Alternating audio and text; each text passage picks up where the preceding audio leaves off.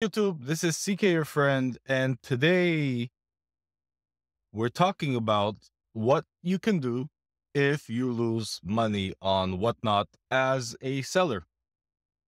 I'm a seller. I have over 3,000 followers on Whatnot, over 3.2K in individual items sold, and I've lost money. Okay, I've lost and I've been discouraged before. I've been through the roller coaster. That's why I want to share my experience with you and what I've learned, and maybe you can apply this to your show. Okay, Dr. CK is here to stop the bleeding. Let's stop losing money.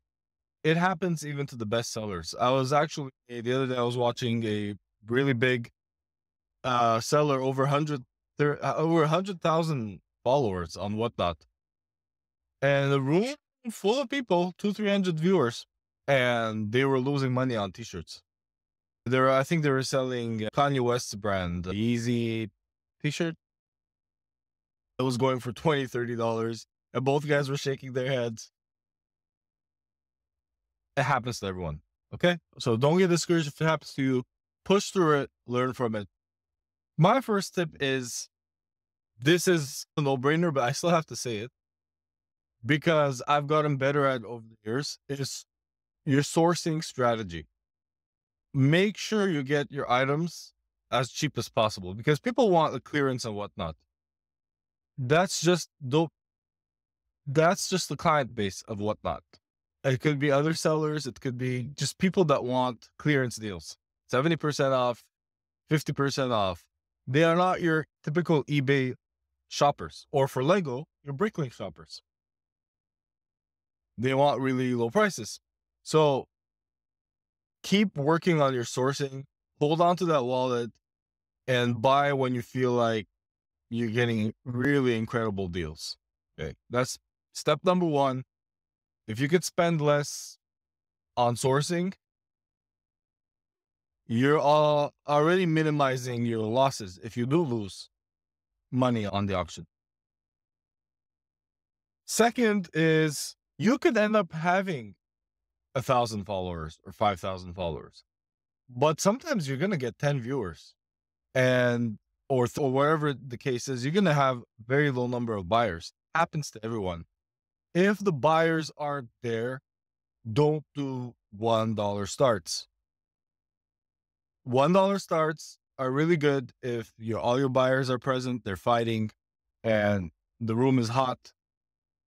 That works. I'm not against $1 start. But if the buyers aren't there, what I would encourage is interact with your chat, ask some questions, put some items. Have your show ready. Like, put some items in the camera, but increase your price and see if someone buys something. I'd say keep putting items in front of the camera and listen to those who buy from you and adjust your prices accordingly. If you're going to lose on 10 auctions in a row, then it's not worth it. If you just lose one, just lick your wounds and either wish for the best. Sometimes you are wishing for the best. It happens.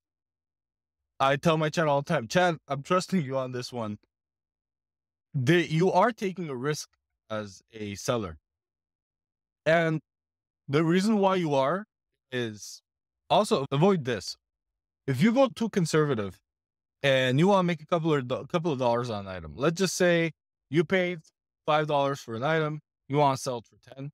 So you could, after the commission and the whatnot fees, you could make some money. What if no one bids on the $10 and people leave your room, right? You're killing the momentum. If you lower your prices, what will happen is you might lose money on an auction, but your buyers, people will be interested in your show because they know you have great deals. It's a balance of, you want to keep the momentum alive.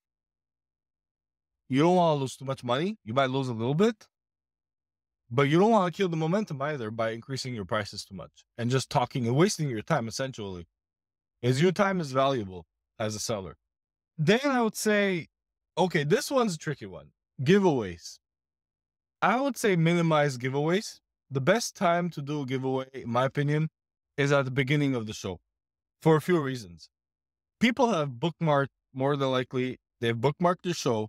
Let's say if it starts at 7 p.m. on Wednesday, they're going to show up at 7 p.m. And if you have a giveaway at the beginning of the show, you'll have people will flood in. And that's the start of the momentum. Now it's up to you to keep that momentum going for the rest of the show. Keep it alive. It's like a fire.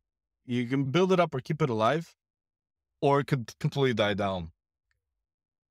But in my opinion, giveaways are best at the beginning of the show and minimal, just one per show. That would be my advice. I don't do too many giveaways anymore throughout the show. I'll throw in some giveaways sometimes if I feel like the buyers spent a lot of money and I want to show them appreciation, then I'll throw in an extra giveaway.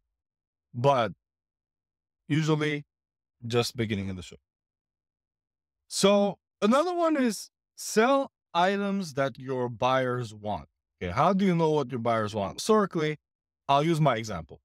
For example, with Lego, when I go to conventions, I sell Minecraft, animals, Harry Potter, Muppets, everything. And animals move very well.